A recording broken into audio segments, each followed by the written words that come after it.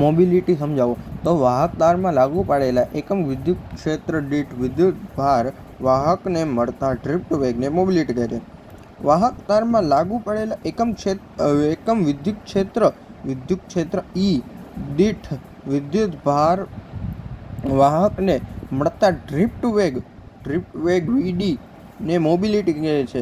એના ઉપરથી ફોર્મ્યુલા આવી ગયો, વ્યાખ્યા ઉપરથી ફોર્મ્યુલા આવી ગયો. હવે આનો એકમ કાઢીએ ને આ VDનો કિંમત મૂકીને Eની કિંમત મૂકીને તો M × A/N થઈ શકે છે, મીટર × એમ્પિયર અપોન ન્યૂટન, અથવા તો metre square upon voltage × second થઈ શકે છે. અને પારિમાણિક સૂત્ર એવી જ રીતે M-1 L0 T2 ને A1 છે. હવે જે મોબિલિટી જે પદાર્થમાં જોવા મળે ને એને મોબાઈલ પદાર્થો કહે છે. તો સુવાહક પદાર્થોમાં મોબાઈલ વિદ્યુત ભાર મુક્ત ઇલેક્ટ્રોન છે. એટલે તેમાં મોબાઈલ વિદ્યુત ભાર આ પ્રકારની જે લાક્ષણિકતા ધરાવતો હોય એવો વિદ્યુત ભાર એ મુક્ત ઇલેક્ટ્રોન છે. વિદ્યુત કોષમાં મોબાઈલ વિદ્યુત ભાર તરીકે ધનાયન અને ઋણાયન છે. વિદ્યુત કોષમાં ધનાયન અને ઋણાયન એવી રીતે વર્તે છે. પછી આયનીકૃત વાયુમાં મોબાઈલ વાહક તરીકે ધનાયન અને ઇલેક્ટ્રોન હોય છે. બરાબર છે.